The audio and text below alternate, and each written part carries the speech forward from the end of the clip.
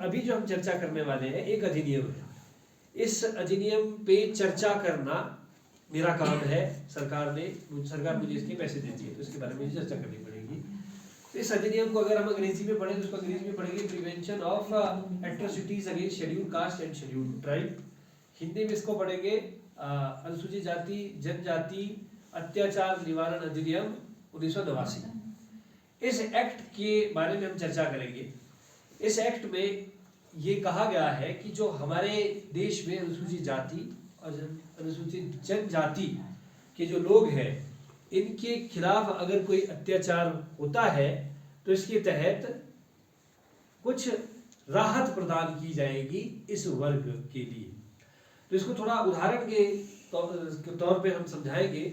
जैसे कि अगर कोई अनुसूचित जाति का व्यक्ति है, उसको किसी जगह पे पानी नहीं निकालने दिया जा रहा है, किसी कुएं से पानी निकालने में उसको बैन लगाया गया, फिर नहीं निकाला जा रहा है, तो ये कानूनी तौर पे एक अपराध है।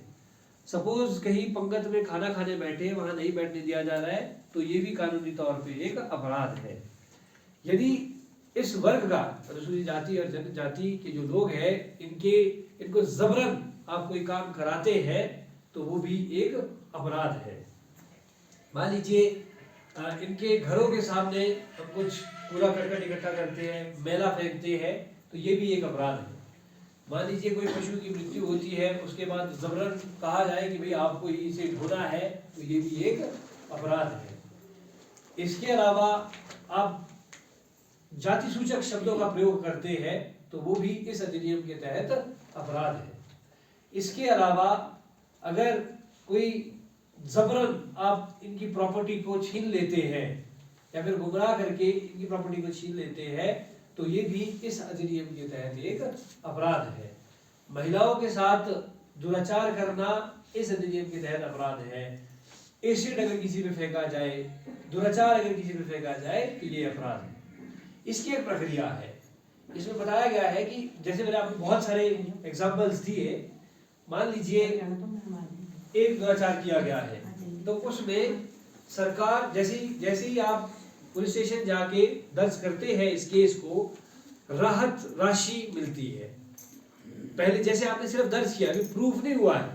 मान लीजिए एक व्यक्ति ने दूसरे व्यक्ति के खिलाफ कहा है कि भाई इस व्यक्ति ने जाति सूचक शब्दों का प्रयोग किया है, तो आपको तुरंत राहत मिलेगी सरकार की ओर से।